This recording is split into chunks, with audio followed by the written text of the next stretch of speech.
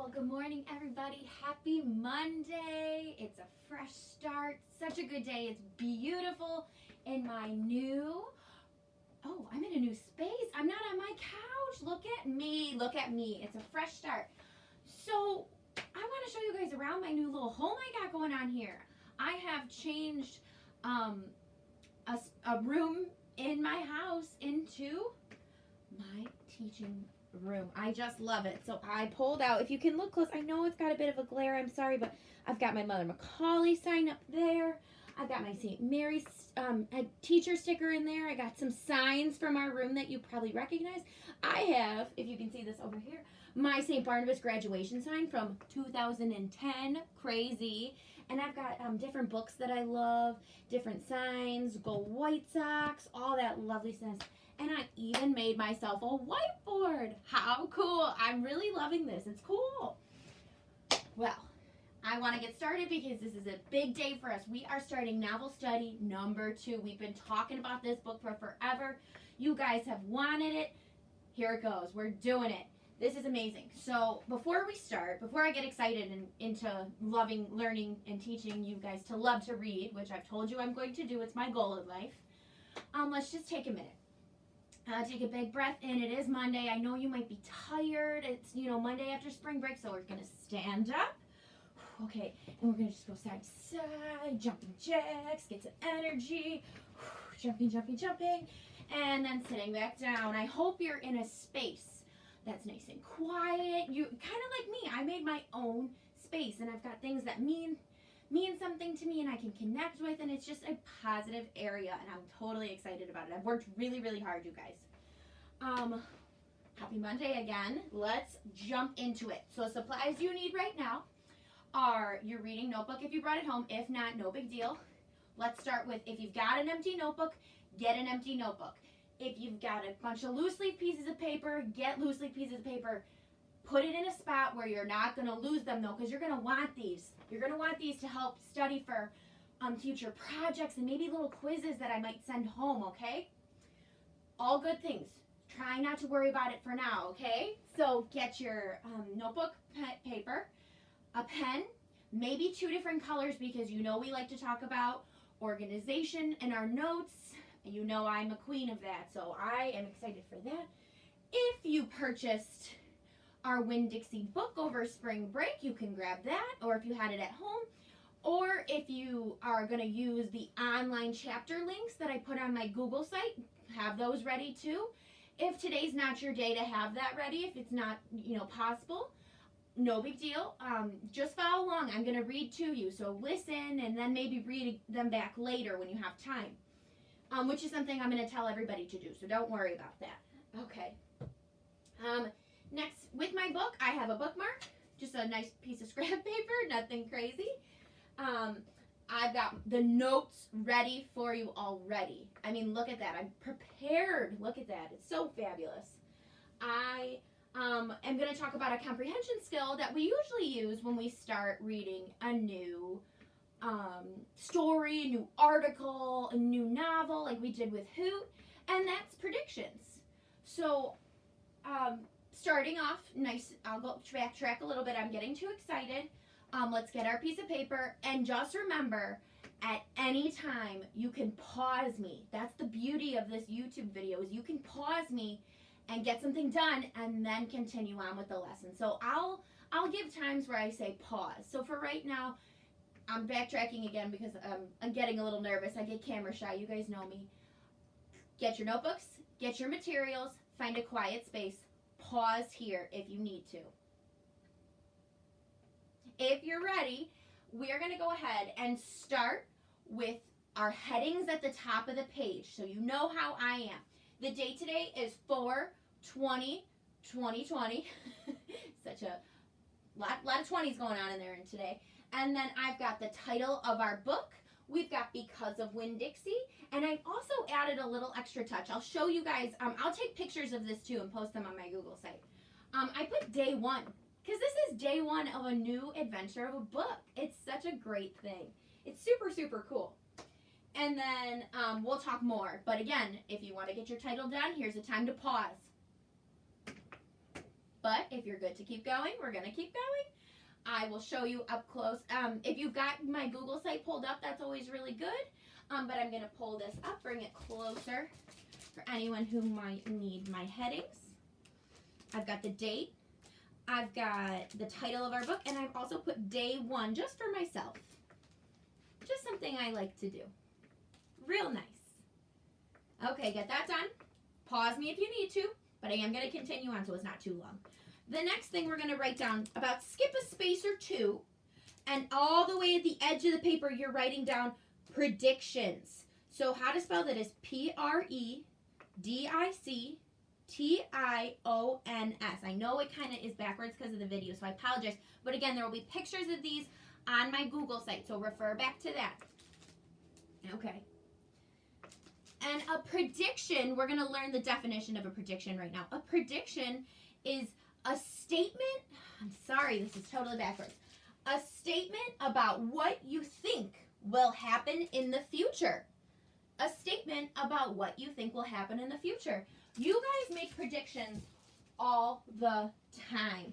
I'm going to try and find some things that you can make predictions with. You do them in science. When you guys are doing science experiments, all of the scientific method, there's a section where you have to make predictions or a hypothesis about what you think is going to happen. And it's such a great thing because it gets your brain juices flowing and it gets you thinking about your topic more. So if you can probably already tell, we're going to make some predictions about Winn-Dixie. What's really cool about Winn-Dixie is we have read an excerpt from it in our Reading Street textbook. Yes, Mom and Dad, that's what got the kids saying, I want to read this book. We read an excerpt from it in an article a couple months ago. And so we kind of gotten to know the characters a little bit. But right now, it's time to make some predictions on our own. So we've got predictions written down. We've got the definition of predictions. And now, I'm sorry I didn't keep the space. But I also have, if you can believe this, another whiteboard. I've got a couple up my sleeve here. And so right under predictions, I would say, I want 3 of them from you. 1, 2, 3. Okay, so think about it. Right under your definition of predictions, I've got 1, 2, and 3. 3 predictions. That's all I'm looking for. And the best part is we all have different brains, so we're all going to come up with different ones. So pause me now. Write down 3 predictions you have from what this book. Don't open it. Don't read ahead. Make some predictions. And I'm so excited because, well, I'll give you a minute. Give a minute, and then I'm going to give you a little break. Okay, I hope you unpause me. Time to come back. So just from looking at the book and from what I kind of have already gotten my prior knowledge of, there's probably a dog involved. Yep, it's probably a story about a dog. Remember, these are my predictions. You do not have to copy them down. You probably have similar ones. But if you want to copy them down, there's no shame in that. And then we've got, well, I see sneakers. So I'm thinking, and they look like small feet. So I'm thinking there's got to be a kid involved, right? There's got to be a, maybe it's the dog's owner. The dog's owner, and I'm showing possession. So I made sure to put my apostrophe S because there's only one owner and there's only one dog. Very nice. And let's see, our author is Kate Diacamillo. She writes amazing books. So if you guys, after you read Winn-Dixie with me, I think you're really going to enjoy this author. Definitely think about reading her again. But then, I love this. On the back of the book, they give us a synopsis. They give us something, a summary, something to learn about the book before we read. And it says, when 10-year-old India Opal Bologna moves to Naomi, Florida, with her father, she doesn't know what to expect. Least of all, that she'll adopt Winn-Dixie, a dog she names after the supermarket where they meet. Before long, Opal and her father realize, with a little help from Winn-Dixie, that while they've both tasted a bit of melancholy in their lives, and melancholy is another word for sadness, they still have a whole lot to be thankful for.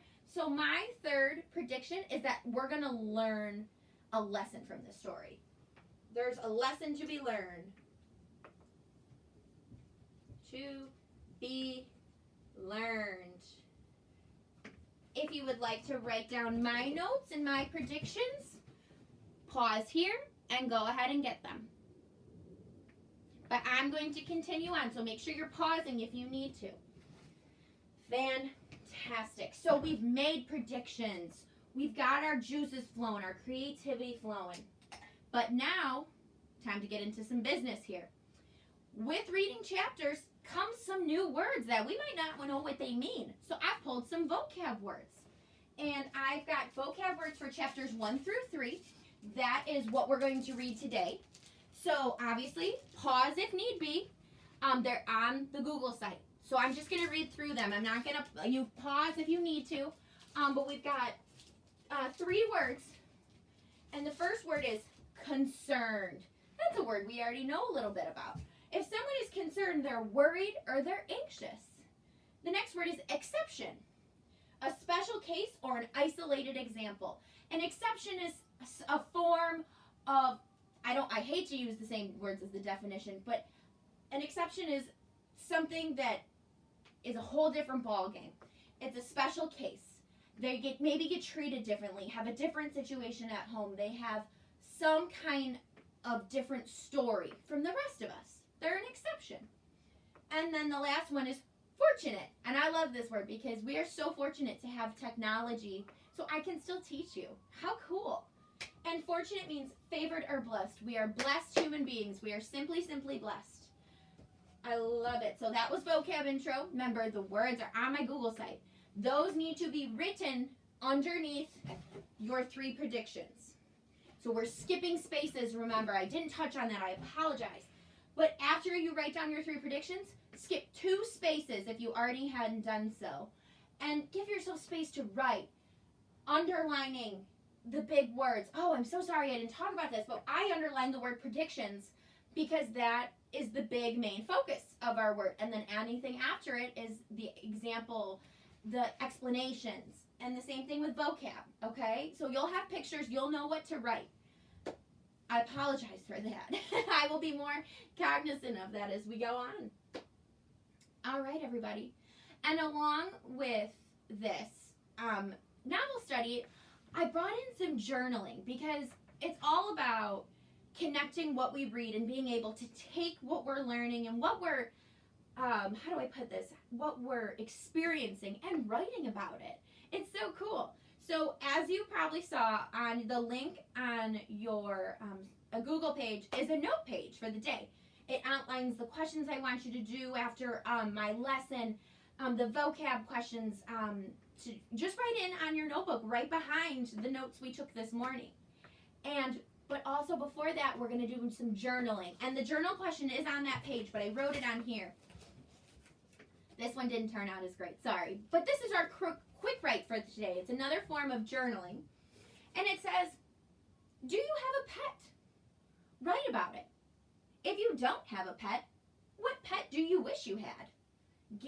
Explain, give me examples. We are connecting our own experiences to probably Opal and Winn-Dixie, because maybe she never had a pet either, or she's learning how to have one, or maybe she did have a bunch of dogs growing up.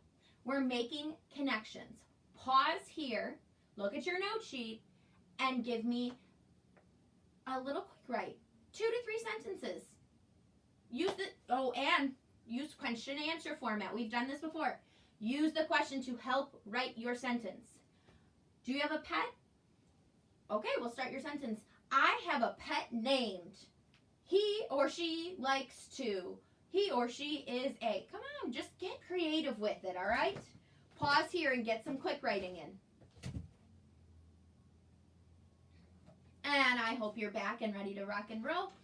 So now we've done our pre-lesson work. We've done our predictions. We've done our vocab. We've done our quick write. Now comes the good stuff. Now comes the good stuff. It's time to open up that book. I've got this lovely chair here. It was my grandma Muriel's, and I get to have it to teach you in. It's super cool. I'm not used to sitting while teaching, so it's really weird. But I'm going to go ahead and sit up tall. I got both. Well, I cross my legs because that's me. But I used to like to have both feet on the floor. I'm squeezing my belly in an upward posture, rolling my shoulders back. And I'm opening up to chapter 1. This is it. Let's go. I'm so excited. Chapter 1. My name is India Opal Baloney. And last summer, my daddy, the preacher, sent me to the store for a box of macaroni and cheese, some white rice, and 2 tomatoes. And I came back with a dog. Oh man, we've learned so much in the first sentence here. This is what happened. I walked into the produce section of the Winn-Dixie grocery store to pick out my 2 tomatoes, and I almost bumped right into the store manager. He was standing there all red-faced, screaming and waving his arms around. "Who let a dog in here?" he kept on shouting.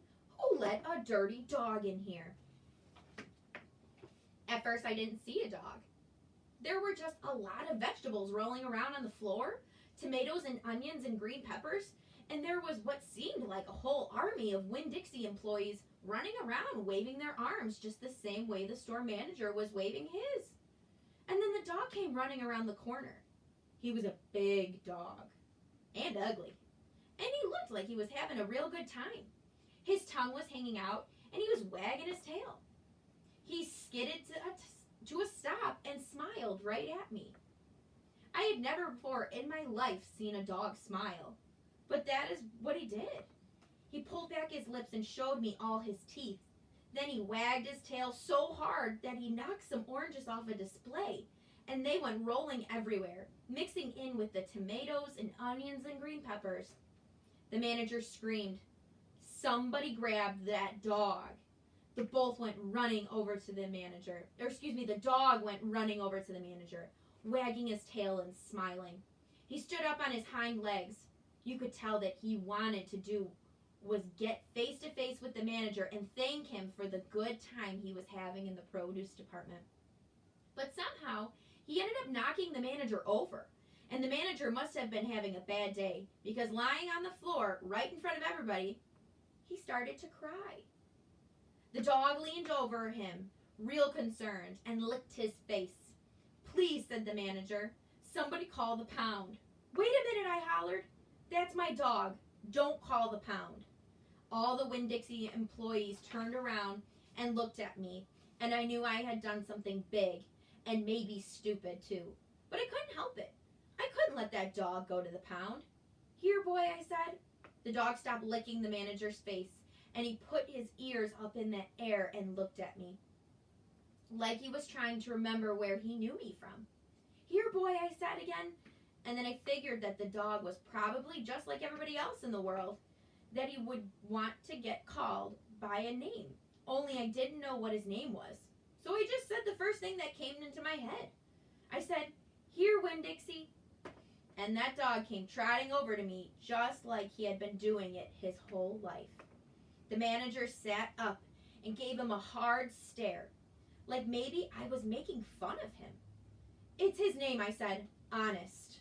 The manager said, "Don't you know not to bring a dog into a grocery store?" "Yes, sir," I told him. "He got in by mistake. I'm sorry. It won't happen again." "Come on, Winn-Dixie," I said to the dog. I started walking, and he followed along behind me as I went out of the produce department and down the cereal aisle and past all the cashiers and out the door. Once we were safe outside, I checked him over real careful, and he didn't look that good. He was big but skinny.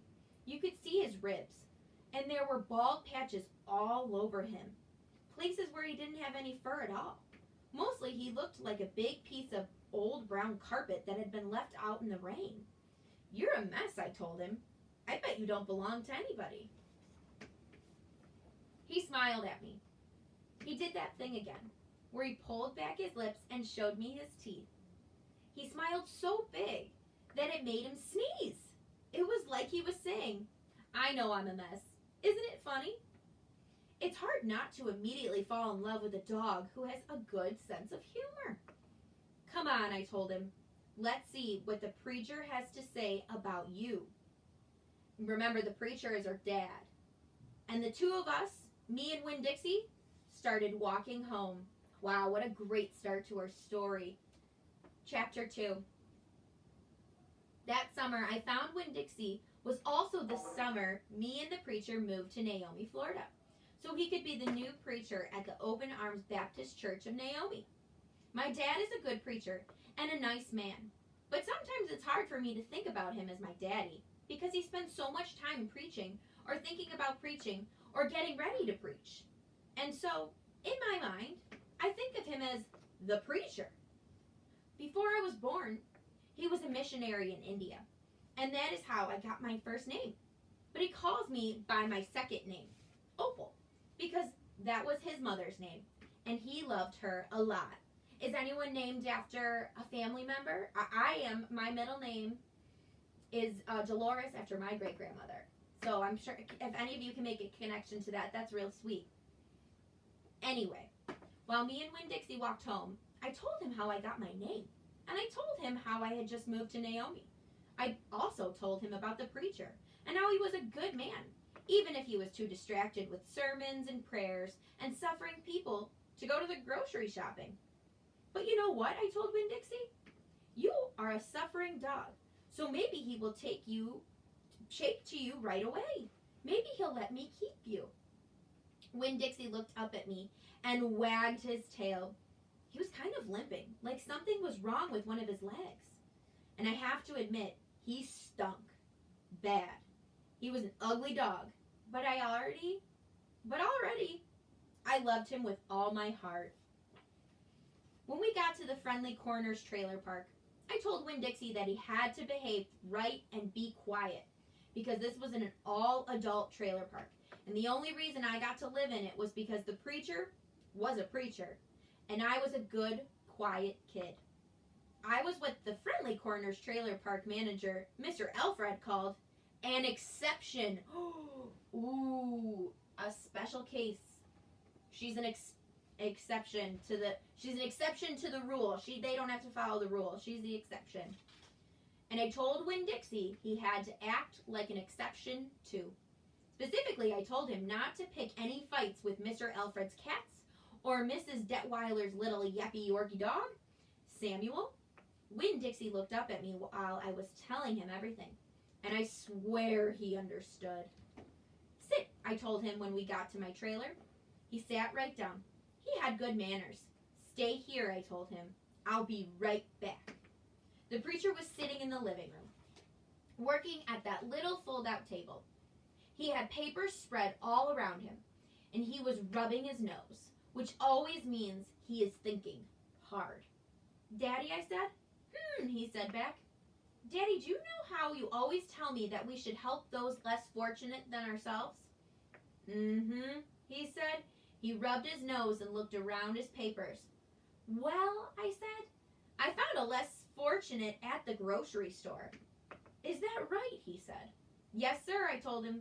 I stared at the preacher really hard. Sometimes he reminded me of a turtle hiding inside its shell, and in there thinking about things and not ever sticking its head out into the world. Daddy, I was wondering, could this less fortunate, could he stay with us for a while? Finally, the preacher looked up at me. Opal, he said, what are you talking about? I found a dog, I told him, and I want to keep him. No dogs, the preacher said. We've talked about this before. You don't need a dog. I know it, I said. I know I don't need a dog, but this dog needs me. Look, I said. I went to the trailer door and hollered, Winn-Dixie. I really like this story, so I'm getting very into it. Winn-Dixie's ears shot up in the air, and he grinned and sneezed, and then he came limping up the steps into the trailer, and he put his head right in the preacher's lap, right on top of a pile of papers. The preacher looked at Winn-Dixie. He looked at his ribs and his matted up fur and the places where he was bald. The preacher's nose wrinkled up. Like I said, the dog smelled pretty bad. Winn-Dixie looked up at the preacher.